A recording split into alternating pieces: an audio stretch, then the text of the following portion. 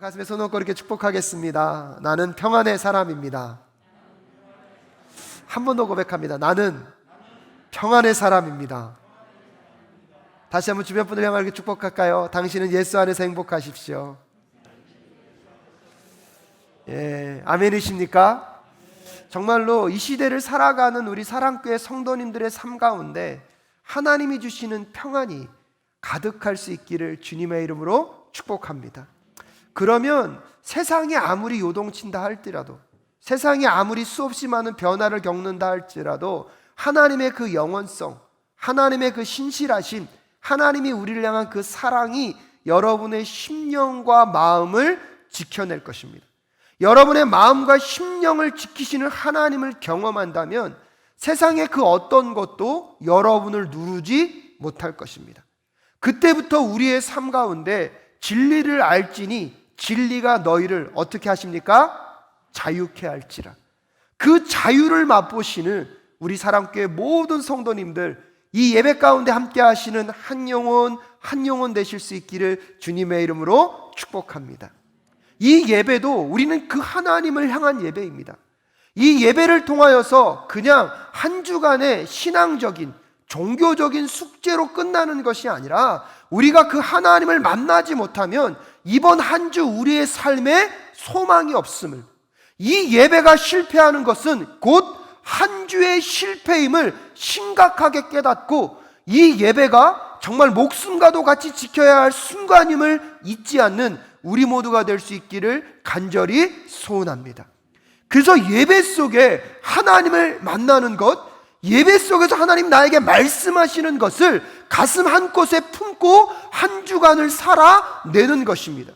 세상의 원리나 세상의 조건이 나를 끌고 가는 것이 아니라 끊임없이 우리를 끌고 가는 것은 하나님의 말씀, 하나님의 말씀에 끌려간다는 것은 곧 누구와 동행하는 것입니까? 하나님과 동행하는 것임을 잊지 않고 살아가시는 우리 모든 성도님들 되실 수 있기를 주님의 이름으로 축복합니다. 그런 점에서 오늘 이 말씀도 사도 요한이 끊임없이 똑같은 주제들을 갖고 반복적으로 이야기하고 있는 이유가 있습니까?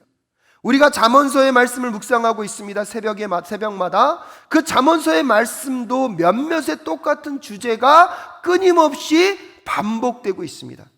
그 이유가 무엇인지 아십니까, 여러분?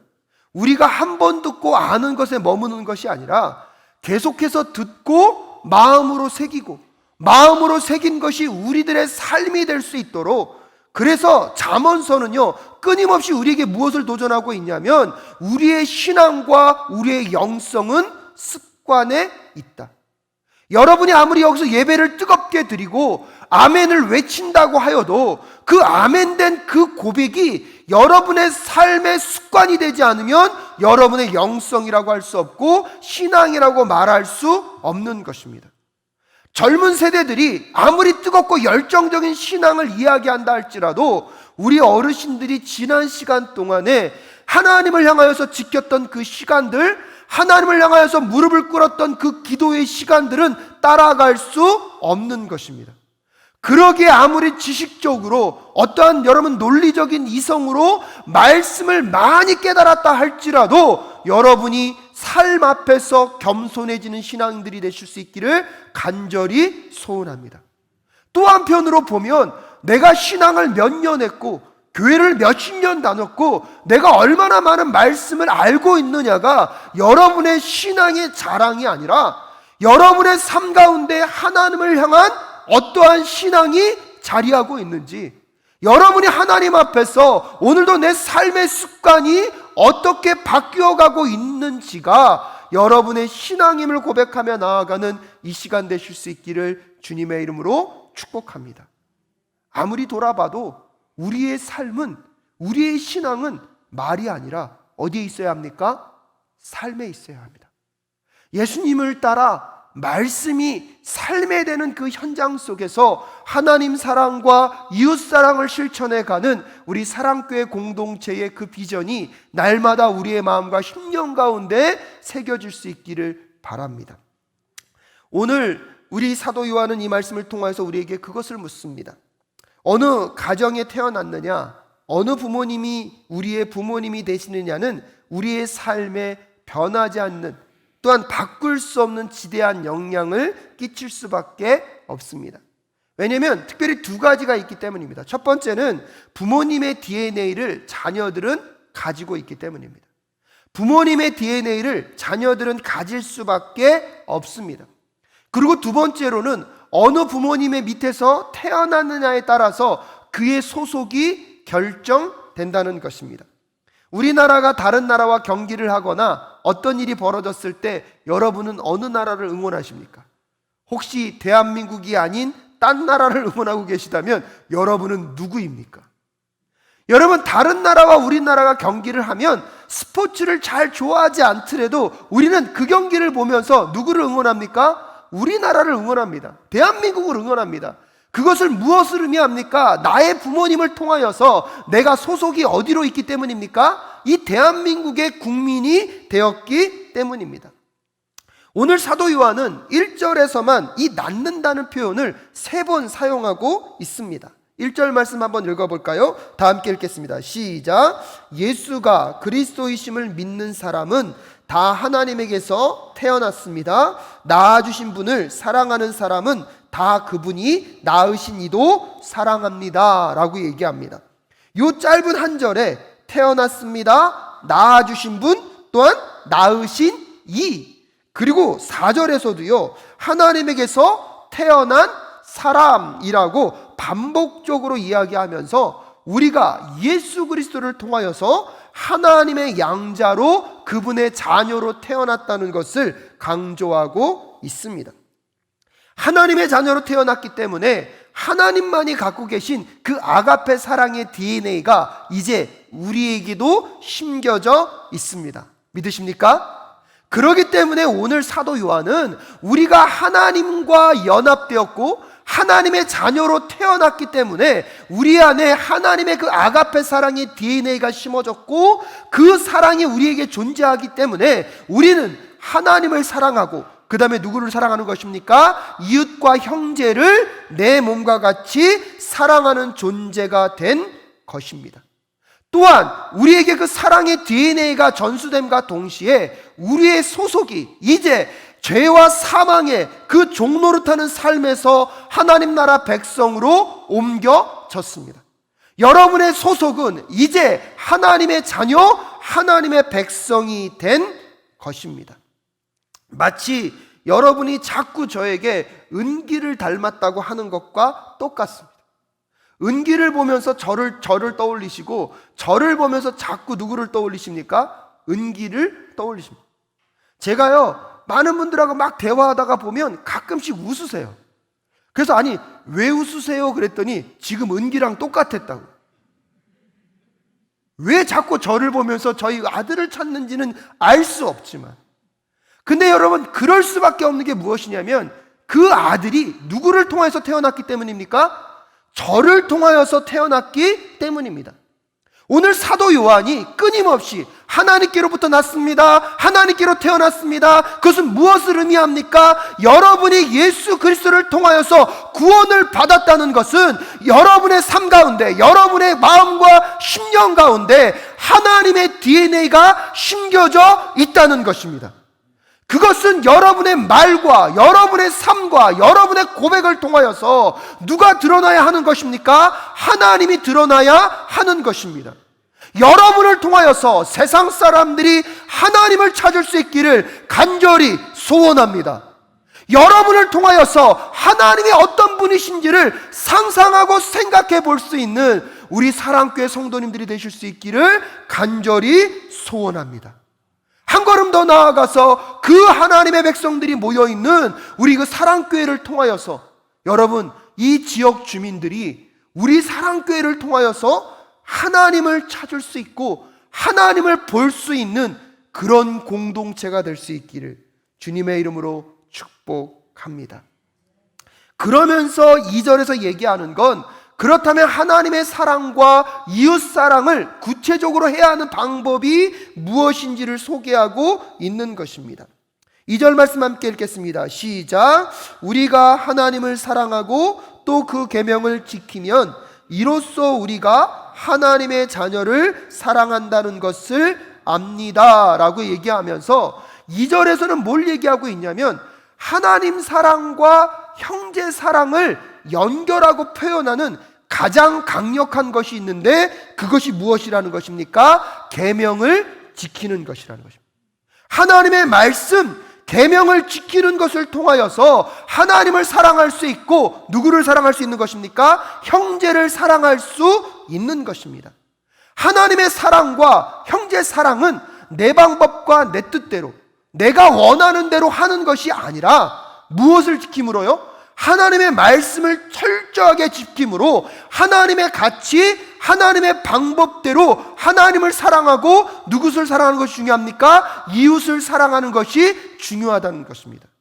그래서 지난주에 예수 그리스도가 우리를 사랑하셨습니다. 그런데 그분은 어떻게 사랑하셨습니까? 첫 번째는 우리에게 먼저 다가오시는 사랑이셨습니다. 우리가 먼저 사랑한 것이 아니라 하나님께서 먼저 우리를 사랑하셨던 것처럼 오늘 여러분이 하나님의 말씀을 따라 하나님을 사랑하고 이웃을 사랑하기를 원하십니까? 기다리지 마시고 먼저 찾아 나서실 수 있기를 주님의 이름으로 축복합니다. 도움을 요청하는 사람에게만 다가가는 것이 아니라 여러분이 자세하게 보시면서 도움이 필요한 사람이 있으면 먼저 그 사람에게 다가가서 도움을 줄 수 있는 우리 모두가 될 수 있기를 간절히 소원합니다. 가만히 생각해 보도 여러분이 도와달라고 해서 도움을 주는 사람과 나의 도움을 미리 알고 다가와서 그 도움을 채워주는 사람, 어떤 사랑이 더 감동스럽습니까? 물론 와서 도와주는 것 자체가 고마운 일이지만 사람을요 감동시키는 것은요 그가 필요를 느끼고 있는데 그럼에도 불구하고 그가 먼저 차마 말하지 못하는 순간에 먼저 다가가서 그에게 사랑을 표현하여 줄 때 비로소 그때 감동이 시작되는 것입니다. 청년들에게 첫 번째 밥 살 때 기본적인 원칙이 있습니다. 밥도 사지만 커피까지 삽니다. 청년들이요 밥 얻어 먹으면 양심이 있거든요. 음료수는 자기가 산다고. 매번은 하지만 첫 번째는 목까지 내가 산다? 예, 음료수까지 내가 산다. 여러분들은 별로 감동 안 하지만 그들은 좋아합니다.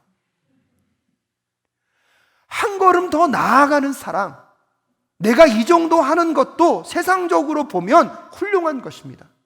하지만 성경이 말하고 있는 사랑은요 세상 사람들이 하는 것에 한 걸음 더 나아가라고 우리에게 말하고 있기 때문에 여러분 하나님의 말씀을 순종함으로 여러분이 한 걸음 더 나아가는 사랑, 더 포기하고 더 낮아지고 더 겸손하게 나아가는 우리 모두가 될 수 있기를 간절히 소원합니다. 그러면서 두 번째는 무엇이었습니까? 겸손한 사랑이었습니다. 그 겸손함은 나를 낮추고 나를 비우는 것입니다. 그러기에 나에게 익숙하지 않고 때때로 나에게 불편함을 허락하는 자리를 할지라도 여러분 사랑으로 나아가는 순간들. 그리고 세 번째는 무엇이었습니까? 조건 없는 사랑으로 사랑할 것을. 보답을 기대하지 않고 아니면 한 걸음 더 나아가서요 아예 보답할 수 없는 사람에게 가서 사랑을 표현하는 것, 그것은 너무나 중요한 사람일 것입니다. 내가 원하는 기대와 결과를 얻을 수 없다 할지라도 그에게 다가가서 사랑하게 될 때 여러분 그 사랑은요 세상이 말하거나 세상이 가르치는 사랑이 아닙니다. 성경이 우리에게 오늘도 말하고 있는 그 하나님의 계명을 지킴으로 하나님 사랑과 이웃 사랑을 실천해가는 우리 모두가 될 수 있기를 간절히 소원합니다. 그러면서 한 걸음 더 나아가도록 우리에게 도전하고 있습니다. 그것이 무엇입니까? 그것이 4절입니다. 4절 말씀 함께 읽겠습니다. 시작. 하나님에게서 태어난 사람은 다 세상을 이기기 때문입니다. 세상을 이긴 승리는 이것이니 곧 우리의 믿음입니다 라고 얘기하고 있습니다. 앞에서 우리가 하나님께로부터 태어났다는 것, 예수 그리스도를 통하여서 하나님의 양자가 되었다는 것, 그것은 하나님의 무엇을 물려받은 것입니까? 사랑의 DNA를 물려받은 것입니다. 또한 우리의 삶의 소속이 바뀌게 된 것입니다. 여러분 소속이 변화됨으로 인하여서 또 하나의 이야기는 무엇이냐면 우리가 영적 전쟁의 중심부로 들어가게 되었다는 것입니다. 신약 성경에서 세상은요 하나님과 성령을 대적하는 모든 것을 가리킵니다. 우리가 살아가는 이 세상은 하나님과 성령의 역사를 거부하고 대적하려는 세상이 존재하고 있습니다. 그렇기 때문에 우리가 예수 그리스도를 통하여서 우리의 존재와 우리의 소속이 변화되어질 때부터는 이 세상, 하나님과 성령의 역사를 대적하는 것들과 우리가 갈등할 수밖에 없는 현실에 놓여 있게 됩니다. 그런 점에서 오늘 여러분의 삶 가운데 예수를 믿고 살아가고 있지만 세상 속에서 갈등과 고난을 겪고 계십니까? 여러분 기뻐하십시오. 여러분의 소속이 변화되었다는 증거일 것입니다. 저는 그래도 감사한 기회로 코로나 백신을 맞게 됐습니다. 지난주에 코로나 백신을 맞고 나니까요, 많은 분들이 걱정하시더라고요. 그래서 목사님 괜찮아요? 라고 묻더라고요. 그리고 그 안내문에 보니까요, 계속 그런 얘기가 있어요. 백신을 맞고 나면 두통이 생길 수 있습니다. 어지럼증이 있을 수도 있습니다. 열이 날 수도 있습니다. 통증이 있을 수도 있습니다. 그래서 계속 주의사항을 주더라고요. 여러분, 백신이 우리 몸에 들어옴으로 인하여서 그런 초기의 갈등이 존재할 수 있습니다. 하지만 그 갈등이 잘 익숙해져서 우리 몸에 있게 되면 그때부터 그 백신은 우리 안에 어떠한 역할을 하게 됩니까? 여러분, 외부로부터 오는 바이러스와 싸우는 힘을 갖게 되는 것입니다. 여러분이 하나님 안에서 예수 그리스도를 믿음으로 인하여서 하나님과 연합되었을 때 기존의 여러분 안에 있던 옛날의 세상적인 습관들과 무엇할 수밖에 없습니까? 싸울 수밖에 없습니다. 갈등이 존재할 수 있습니다. 하지만 그 갈등 가운데 이제 하나님의 말씀과 하나님의 사랑의 원리가 여러분을 다스리게 되면 그때부터는 세상의 어떠한 유혹과 우리를 대적하고 싸우려고 하는 그 세력들과 여러분 싸워서 반드시 승리하는 그리스도인의 삶을 살게 될 줄로 믿습니다. 우리의 소속이 변화되었다는 것은, 그런데 여러분 또 내가 그렇게 내 내면의 것이 승리함과 동시에 문제는 뭐냐면 여전히 우리가 살아가고 있는 이 세상 속에는 무엇이 존재하고 있습니까? 하나님을 대적하고 하나님을 반대하려는 세력들이 존재하고 있다는 것입니다. 그럼에도 불구하고 오늘 사도 요한이 4절에서 우리에게 얘기하고 있는 것은 무엇입니까? 하나님에게서 태어난 사람은 다 세상을 이긴다는 것입니다. 아멘이십니까? 한 걸음 더 나아가서 세상을 이긴 승리는 이것이니 곧 우리의 믿음임을 이야기하고 있습니다. 그런데 여러분 4절은요, 조금 더 깊이 보시면 하나님께서 태어난 사람은 다 세상을 이기기 때문입니다 라고 얘기할 때 이 이기기 때문을 현재형 동사로 쓰고 있습니다. 그런데 그 다음에 등장하고 있는 무엇입니까? 세상을 이긴 승리입니다는 조금 어려운 표현인데요, 부정과거로 쓰고 있습니다. 그냥 이 부정과거는 완성된 과거라고 여기면 됩니다. 그래서 표준 세번역은 번역을 그래도 좀 잘한 편입니다. 세상을 이긴 승리는 이것이니. 그런데 개역개정은 무릇 하나님께로부터 난 자마다 세상을 이기느니라. 그리고 그 다음을 세상을 이기는 승리는 이것이니 우리의 믿음이니라 라고 얘기하고 있습니다. 그런데 여기서 왜 이것을 말씀드리냐면 세상을 이겼다라는 것에 두 가지 시제가 존재한다는 것입니다. 이미 세상을 이겼다. 그리고 또한 현재형으로 지금도 우리가 세상을 무엇하고 있어야 됩니까? 이기고 있어야 된다는 것을 오늘 4절에서 우리에게 선언해주고 있는 것입니다. 왜냐하면 이미 예수 그리스도의 십자가의 사건을 통하여서 예수 그리스도가 십자가를 통하여서 죄와 사망과 어둠과 사단의 권세와 싸워 승리하셨습니다. 할렐루야. 하지만 그 세력들은 여전히 그 중요한 힘을 잃어버렸음에도 불구하고 예수 그리스도가 다시 오시는 그날까지 끊임없이 하나님의 백성들을 하나님의 마음과 뜻대로 살지 못하도록 무엇하고 있습니까? 공격하고 있습니다. 세계 2차 대전에서 연합군에게는 잊지 못할 날이 두 날이 있습니다. 2차 세계대전을 승리로 장식함에 있어서 가장 중요한 순간은 1944년 연합군이 독일을 패배시키기 위하여서 노르망디 상륙작전을 감행한 것입니다. 그 성공으로 인하여서 연합군은 2차 세계대전을 승리로 마무리할 수 있습니다. 그래서 그 노르망디 상륙작전이 성공한 날을 디데이, 디시전 데이라고 결정의 날이라고 얘기하고 있습니다. 그날 이미 무엇이 결정됐다고요? 승리가 결정되었다는 것입니다. 하지만 이날 전쟁이 끝난 것은 아닙니다. 이 전투를 끊임없이 감당해 가면서 연합군이 독일의 그 당시에 수도였던 베를린을 정복함으로 인하여서 세계 2차 대전은 결국 끝나게 되었습니다. 그래서 독일이 함락된 날, 독일이 전쟁의 패배를 선언한 날을 V-Day, 빅토리 데이라고, 승리의 날이라고 하고 있습니다. 지금 우리는 이 영적인 D-Day와 영적인 V-Day 사이를 살아가고 있는 존재입니다. 예수 그리스도가 이 땅 가운데 육신의 몸을 입고 오셔서 우리의 죄와 우리의 허물을 위하여서 물과 피를 다 쏟으심으로 우리의 죄값을 치루어 주셨습니다. 그분의 죽으심을 통하여서 우리는 죄의 문제를 해결받았습니다. 할렐루야. 그분은 죽음 가운데 머물지 않으시고 부활하셔서 죽음을 승리로 이겨내셨습니다. 그 예수 그리스도의 죽으심과 그 부활 사건은 하나님 나라의 구원 계획에 있어서 D-Day, 결정적인 날이 선포된 것입니다. 그날에 이미 예수 그리스도는 승리하셨습니다. 하지만 이 전쟁의 승리가 아직 삶에 남아있는 전투까지 해결하지는 않은 것입니다. 예수 그리스도가 다시 오시는 그 승리의 날, 그 V-Day, 그 빅토리, 승리의 날이 오기까지는 우리의 삶에 끊임없이 많은 전투가 남아 있다는 것입니다. 이미 우리에게 허락된 그 승리 또한 그 승리의 완성될 날을 바라보며 우리의 삶에 맨날 주어지는 그 삶의 작은 전투들까지 승리로 살아가시는 우리 모든 성도님들 되실 수 있기를 주님의 이름으로 축복합니다.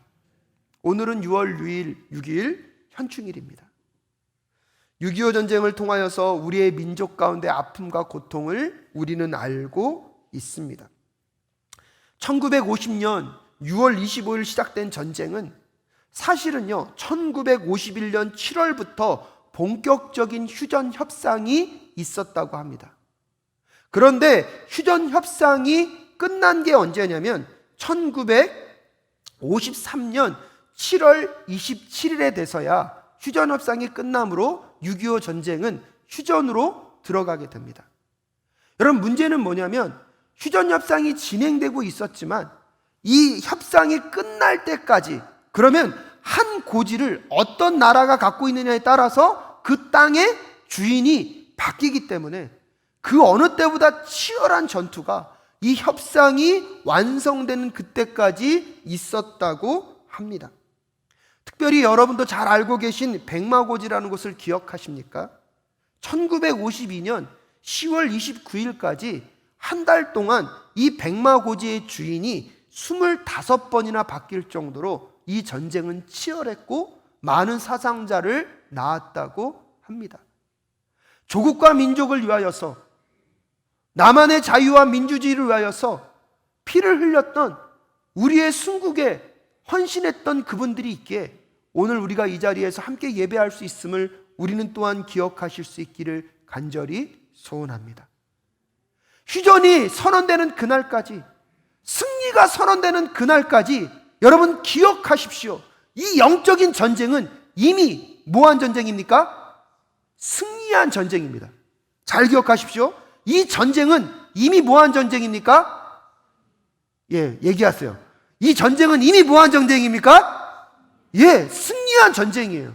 근데 이 승리가 완성될 그 V-Day까지는 우리의 삶에 크고 작은 전투들이 존재하고 있는 것입니다.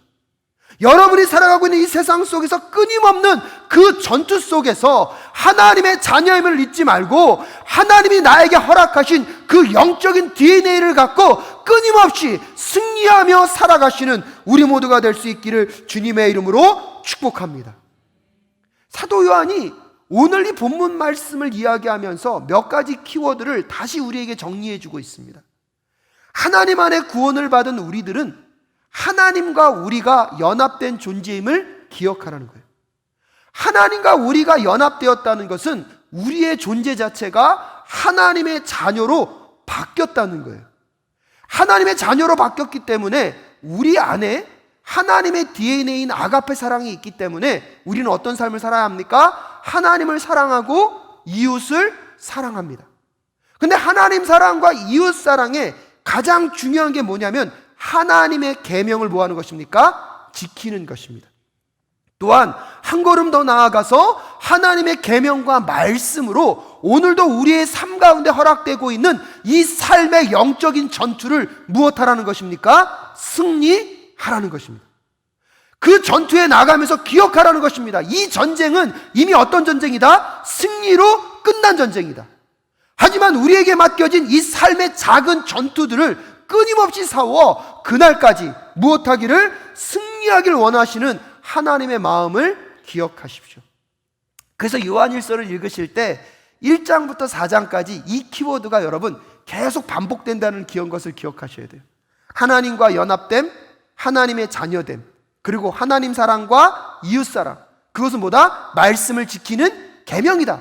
말씀을 지킴으로 우리에게 어떠한 삶이 있어야 된다? 승리하는 삶이 있어야 된다. 이 5가지 키워드가요, 뭐로 시작되든지 간에 항상 같이 가게 되어 있어요. 여러분, 마치 뭐랑 똑같냐면 결혼식이나 어떤 큰 곳을 가려고 그러면 꼭 얘기하죠. 옷장을 열어보고 옷이 있어요, 없어요? 신기해요. 그 많은 건 다 뭔지 모르겠어요. 옷이 없대요. 그러면 가서 정장을 하나 삽니다. 좋은 정장을. 그럼 정장을 사고 나면 정장만 사면 됩니까? 그 옷에는 그 옷에 맞는 뭐가 있어야 되죠?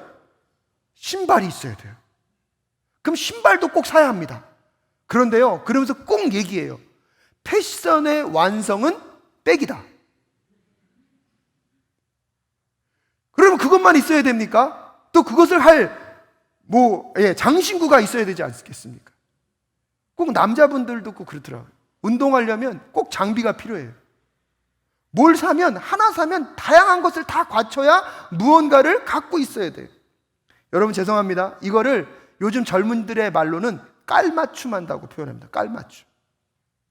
오늘 사도 요한이 요한일서를 쓰면서 그 키워드가 우리의 신앙생활에 하나도 빼놓을 수 없이 모든 게 다 있을 때 우리의 삶이 어떻게 될 수 있다는 것입니까? 건강하고 안전한 신앙생활에 딱 맞는 영적인 깔맞춤을 할 수 있다고 우리에게 이야기하고 있는 것입니다. 그게 무엇입니까? 예수 그리스도의 십자가로 우리는 구원을 받았습니다. 아멘? 그 다음에 그 예수 그리스도의 십자가를 통해서 우리는 누구와 연합되었습니까? 하나님과 연합되었습니다. 하나님과 연합되었다는 것은 우리가 하나님의 자녀가 되었다는 것입니다. 하나님의 자녀가 되었기 때문에 우리는 하나님의 영적인 DNA를 갖고 하나님 사랑과 이웃 사랑으로 나아가야 합니다. 하나님 사랑과 이웃 사랑의 핵심은 무엇입니까? 하나님의 계명과 말씀을 지키는 것입니다. 하나님의 말씀과 계명을 지키게 되면 우리의 삶은 어떤 삶을 살아가는 것입니까? 영적인 승리의 삶을 살아가게 될 줄로 믿습니다. 그래서 오늘 여러분 요한일서 5장 1절부터 5절까지 사도 요한이 이제 지금까지 말했던 것 중에 한 가지를 더 추가하고 있는데 그것이 무엇입니까? 여러분, 이 땅 가운데 이미 이긴 전쟁이지만 아직 완성되지 않은 그날을 바라보면서 오늘 우리의 삶에 허락되고 있는 수많은 영적 전투 가운데 하나님의 말씀과 하나님의 사랑으로 무엇하라는 것입니까? 이기는 존재가 되라고 오늘 우리에게 도전하고 있습니다. 그런 부분 안에서 세상을 이기는 것은 그럼 무엇을 의미합니까? 세상 가운데 나아가서 우리가 정복자가 되어서 세상을 물리치고 세상의 것들을 다 짓밟아 우리의 소유로 만들라는 것이 아닙니다. 여기서 말하는 승리는 세상의 방법이 아닌 예수 그리스도의 방법으로, 세상의 가치가 아닌 하나님 나라의 가치로 이 세상을 살아낼 것을 오늘 우리에게 도전하고 있는 것입니다. 세상은 더 많은 자리에서 더 부함과 더 넉넉함과 대접을 받길 원하지만 오늘 우리는 세상 가운데 나아가 더 낮추고 낮아짐으로 세상을 섬김으로 하나님의 승리를 이 땅 가운데 나타내는 우리 모두가 될 수 있기를 주님의 이름으로 축복합니다. 세상의 가치와 흐름을 따라가는 사랑이 아니라 세상의 가치와 질서에 역행하는 사랑, 세상의 방법이 아니라 세상 사람들과 다른 방법으로 이웃을 사랑하고 하나님을 사랑해내므로 세상 사람들이 보기에도 저들은 우리와 다른 삶을 살고 있음을 보여줄 수 있는 그 삶 속에서 여러분, 하나님이 오늘 우리에게 도전하고 계시는 그 승리의 전투를 맞이하게 되실 줄로 믿습니다. 누구나 절망할 수밖에 없는 상황인데 희망을 노래할 수 있다면, 세상으로 보면 감사할 조건이 하나도 없는데 감사하며 나아갈 수만 있다면, 세상의 가치에서는 잘난 것 하나 없다라고 세상이 손가락질하지만 하나님 안에서 내가 누구인지를 깨닫고 내가 어떤 존재인지를 잊지 않고 기죽지 않고 살아가는 순간, 여러분은 세상이 감당할 수 없는 승리자임을 기억하실 수 있기를 바랍니다. 제가 너무나 좋아하는 고린도후서 4장 7절부터 10절까지의 말씀을 개역개정으로 여러분 함께 읽을 수 있었으면 좋겠습니다. 함께 읽겠습니다. 시작. 우리가 이 보배를 질그릇에 가졌으니 이는 심히 큰 능력은 하나님께 있고 우리에게 있지 아니함을 알게 하려 함이라. 우리가 사방으로 우겨쌈을 당하여도 쌓이지 아니하며 답답한 일을 당하여도 낙심하지 아니하며 박해를 받아도 버림받지 아니하며 거꾸러뜨림을 당하여도 망하지 아니하고, 우리가 항상 예수의 죽음을 몸에 짊어짐은 예수의 생명이 또한 우리 몸에 나타나게 하려 함이라. 아멘. 정말로 여러분, 우리의 삶은요, 세상적으로 보면 깨어지기 쉽고 볼품없는 무엇과도 같습니까? 질그릇과 또 같습니다. 연약하고 쓰러질 수밖에 없을 것 같은 우리의 인생, 세상적으로 보면 무엇 하나 자랑할 것이 없을 것 같은 질그릇 같은 존재라고 생각하십니까? 하지만 여러분, 그 질그릇 안에 그 무엇과도 바꿀 수 없는 귀한 예수 그리스도의 가치가 담겨 있음을 잊지 않는 우리 모두가 될 수 있기를 간절히 소원합니다. 그 가치를 아는 자가 여러분, 세상 사람들이 가질 수 없는 평안을 노래할 수 있는 것입니다. 세상 사람들이 고백할 수 없는 감사를 고백할 수 있는 것입니다. 세상 사람들은 행복의 조건을 하나도 찾을 수 없는데 우리는 우리 안에 계신 그 예수 그리스도가 어떤 분인지를 알기 때문에 세상 사람들이 노래할 수 있는 행복을 노래할 수 있게 된 그날, 여러분의 삶에 세상이 감당할 수 없는 승리가 자리할 수 있음을 꼭 기억하실 수 있기를 주님의 이름으로 축복합니다. 그래서 5절은 이렇게 얘기합니다. 세상을 이기는 사람은 누구입니까? 예수가 하나님의 아들이심을 믿는 사람이 아니고 누구겠습니까? 라고 여러분에게 질문하고 있지 않습니까? 예수 그리스도를 간직하고 있는 여러분이 세상을 이길 수 있습니다. 여러분이 아니고서는 누가 세상을 이길 수 있겠습니까? 오늘 하나님이 여러분에게 질문하고 계십니다. 사랑하는 여러분, 예수를 믿고 구원을 얻었다는 것, 우리가 하나님과 연합된 존재임을 기억하십시오.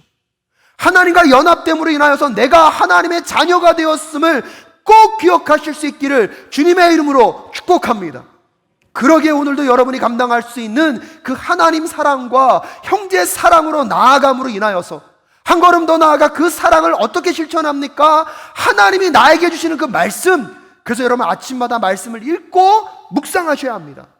그 말씀이 나에게 주시는 것을 따라 실천하고 순종함으로 하나님 사랑과 이웃 사랑을 감당함과 동시에 세상의 가치 속에 여러분 하나님의 가치를 살아내므로 승리자의 삶을 보여주는 우리 모두가 될 수 있기를 주님의 이름으로 축복합니다.